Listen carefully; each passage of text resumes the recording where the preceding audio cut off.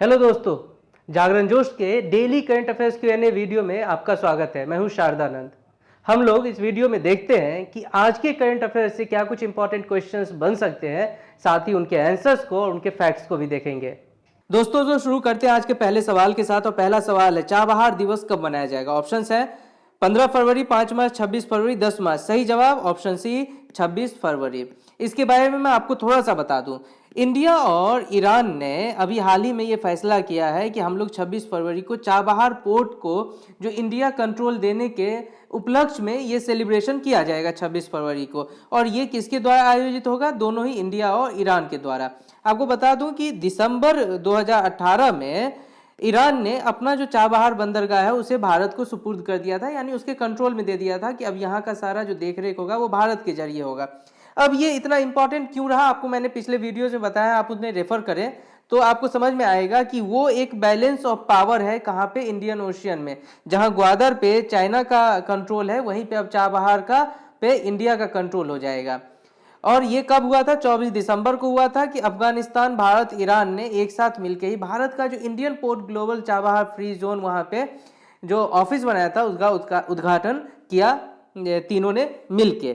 अब क्या है, चूंकि चाबहार पोर्ट भारत के पास है तो भारत एक, अगर तीनों देशों में देखें तो ये एक बहुत ही बड़ा इकोनॉमिक कंट्री है, इकोनॉमिकली पावरफुल कंट्री है। इसीलिए भारत ने इस बात को भी बताया कि वो 500 किलोमीटर लंबा जो चाबहार जाहेदान रेलवे लिंक है उसको भी डेवलप करेगा, जिसके थ्रू क्या होगा, जो अफगानिस्तान के जो जारंग और डेलाराम मार्ग है उनको वो इस रूट के साथ जोड़ेगा। और फिर ईरान और अफगानिस्तान उसके थ्रू काफ़ी, जो अगर ट्रांसपोर्टेशन में देखें तो एक तरह से करीब आ जाएगा। अदरवाइज पहले क्या होता था, जब तक चाबहार पोर्ट और ये रेलवे लिंक नहीं थी तो भारत को अफगानिस्तान या ईरान के साथ करने में थोड़ी लंबी दूरी तय करनी पड़ती थी, और जिससे कि इनका टैक्सेशन जो था वो ज़्यादा बढ़ता था, चार्जेस ज़्यादा लगते थे। अब ये होने से भारत के लिए जो एक जो ट्रेड रूट है वो डेवलप हो चुका है मिडिल ईस्ट तक जाने का, और ये बहुत ही इंपॉर्टेंट स्टेप था भारत के लिए इंटरनेशनल इकोनॉमिकल एक कंट्रोल्ड सिस्टम में। बढ़ेंगे आज के दूसरे सवाल की ओर। हाल ही में राज्यपाल ने किसे जम्मू कश्मीर क्षेत्र का तीसरा संभाग यानी कि डिवीजन बनाया? ऑप्शन है लेह, अनंतनाग, लद्दाख, पूंछ। सही जवाब ऑप्शन सी लद्दाख। लद्दाख को हाल ही में अपने वहां के जो गवर्नर है जम्मू कश्मीर के, उन्होंने इसको 3 भागों में जम्मू कश्मीर को बांट दिया। पहले 2 ही संभाग थे, जम्मू और कश्मीर, अब एक तीसरा भाग हो गया है लद्दाख। अब अगर लद्दाख तीसरा डिवीजन हो गया है तो इसके लिए अब क्या किया जाएगा?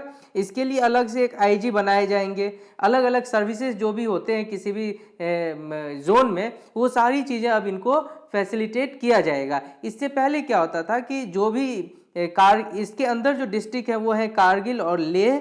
अब चूंकि इस लद्दाख रीजन को डेवलप करने के लिए अगर जब तक अलग संभाग नहीं था तो एक डिस्ट्रिक्ट डेवलपमेंट बोर्ड वहां बनाया हुआ था जिसके थ्रू इनकी देखरेख होती थी। अब चूंकि ये एक अलग डिवीजन ही बन गया है तो अब ये खुद से अपना सारा ही जो डेवलपमेंट का वर्क होगा वो देखेंगे। आपको बता दें कि इलेक्शन मैनिफेस्टो में जो अभी की प्रेजेंट गवर्नमेंट है एनडीए का, उनका ये एक बहुत ही बड़ा एक मैनिफेस्टो में था कि लद्दाख को हम अलग रीजन के रूप में वहां पे डेवलप करेंगे, और ये उसी का एक आप कह सकते हैं कि एक्सटेंडेड पार्ट था कि इसे एक अलग ही डिवीजन बनाया गया।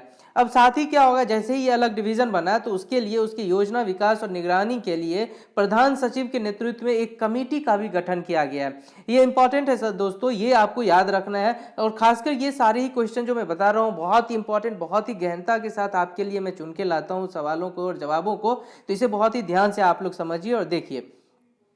ये समिति क्या करेगी? ये विभिन्न विभाग, जो भी नए विभाग वहां पे तैयार किए जाएंगे, जैसा कि मैंने बोला आईजी होंगे, डीसी होंगे, तो इन सब में पदों को चिन्हित करेंगे और विभिन्न विभागों के स्टाफ की व्यवस्था करेंगे, उनकी जिम्मेदारी और कार्यालयों की जगह को भी चिन्हित करेगी। तो ये समिति का अपने आप में बहुत ही अहम रोल हो जाता है लद्दाख के अलग रीजन बनने के बाद। और आज का तीसरा सवाल, हाल ही में किस देश ने हिंदी को अदालत तीसरी भाषा के रूप में मान्यता दी? ऑप्शंस हैं संयुक्त अरब अमीरात, सऊदी अरब, कतर, ईरान। सही जवाब option A UAE, United Arab अमीरात। यहाँ का शहर जो कैपिटल है वो है अबू धाबी।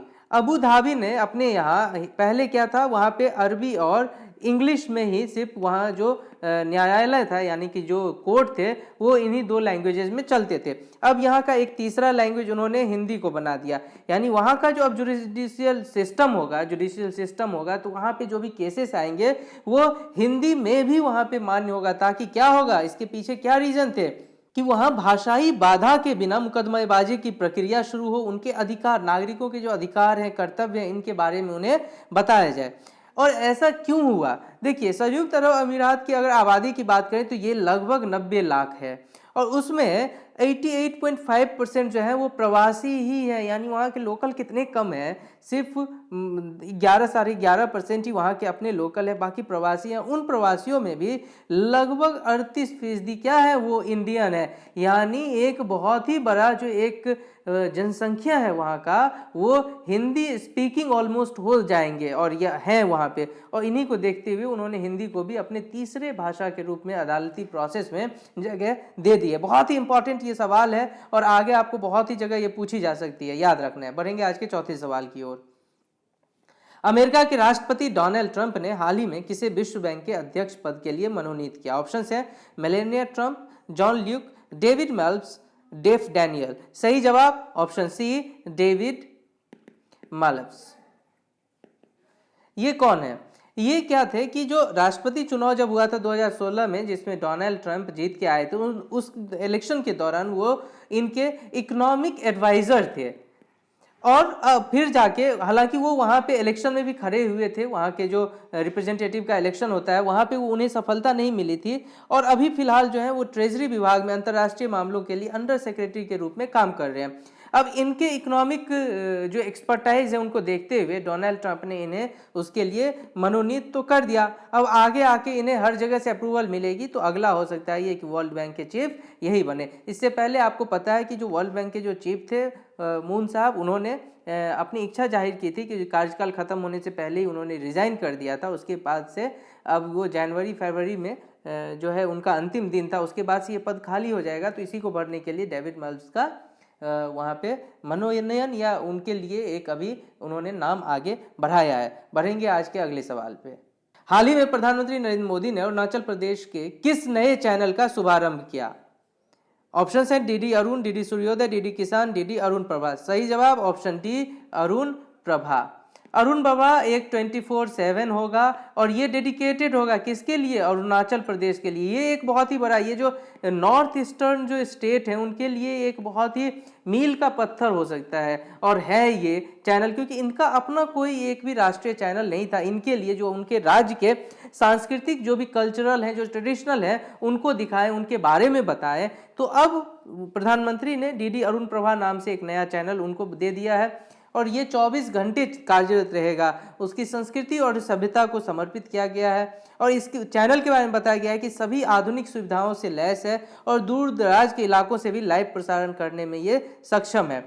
और इसका जो मुख्यालय है वो ईटानगर, यानी अरुणाचल प्रदेश का जो कैपिटल है ईटानगर, वहाँ पे इसके केंद्र में इसका मुख्यालय बनाया गया है। और जैसा कि मैं पिछले वीडियोज में काफ़ी बार ये दोहराते आ रहा हूँ कि नॉर्थ ईस्ट की तरफ अभी के जो सेंट्रल गवर्नमेंट है उसका बहुत ही ज़्यादा उधर डेवलप करने के लिए वो बहुत ज़्यादा आतुर है, बहुत ज़्यादा उन्होंने काम किया है। इसका एग्जाम्पल मैंने काफ़ी बार दिया हुआ है। अब उसी एक लुक ईस्ट पॉलिसी का, ये लुक ईस्ट पॉलिसी ये इंटरनेशनल वाला नहीं है, ये एक नेशनल प्लेटफॉर्म में अगर आप देखें तो लुक ईस्ट मतलब नॉर्थ ईस्ट एरिया को डेवलप करना। तो उसका एक अगला स्टेप है कि वहाँ के स्टेट को एक नया चैनल देना। बढ़ेंगे आज के अगले सवाल की ओर। राजस्थान सरकार ने स्वतंत्रता सेनानियों की पेंशन बढ़ाकर कितने रुपये प्रतिमाह करने की घोषणा की?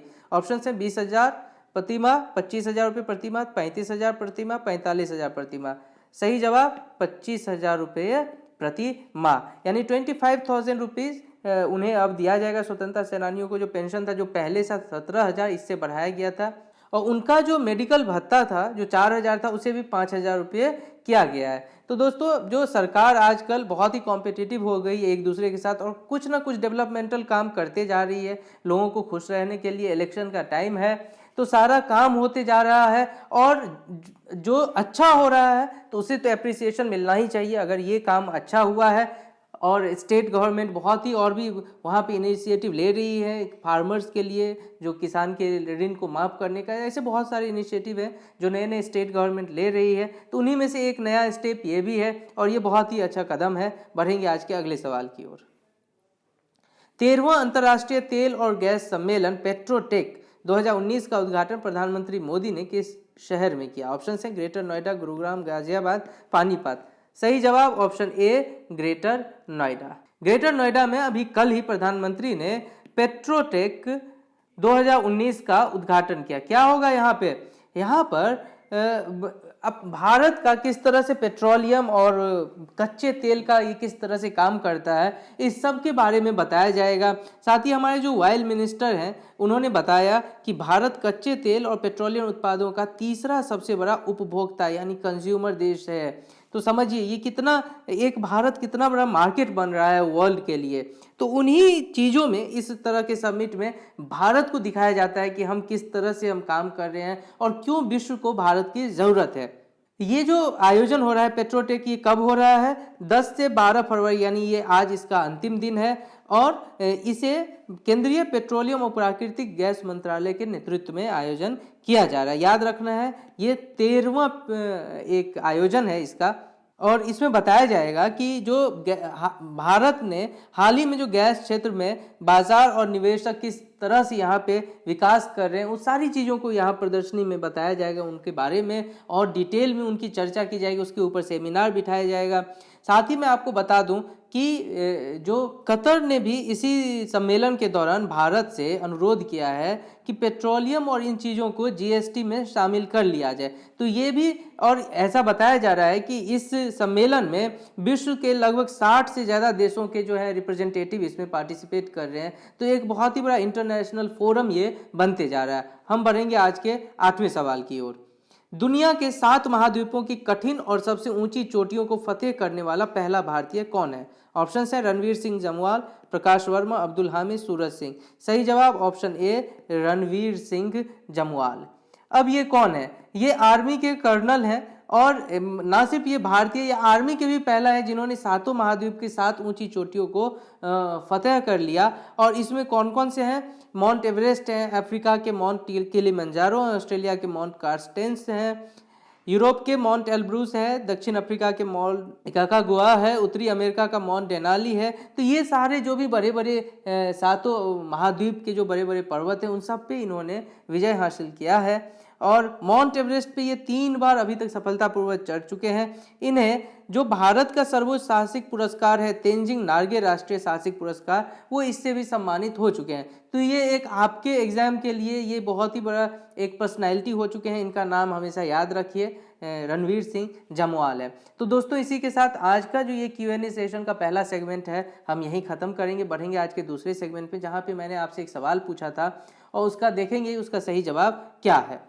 9वीं सीनियर महिला हॉकी नेशनल चैंपियनशिप की शुरुआत किस शहर में हुआ? ऑप्शन थे चंडीगढ़, हिसार, पानीपत, जींद। सही जवाब है हिसार। हिसार हरियाणा में जो 9वीं senior women hockey national championship है वो हो रहा है अभी। और जब इसके कौन इसके विजेता बनेंगे वो मैं आगे के वीडियो में आपको बता दूंगा। और अब एक सवाल आपके लिए जिसका जवाब आपको हमें कमेंट बॉक्स में लिख के देना है।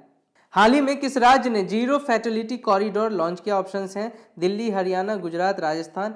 जवाब हमें आप कमेंट बॉक्स में लिख के दीजिए। वीडियो कैसा लगा फीडबैक जरूर कीजिए। साथ ही इसे लाइक शेयर कीजिए, सब्सक्राइब कीजिए इस चैनल को और देखते रहिए JagranaJosh.com।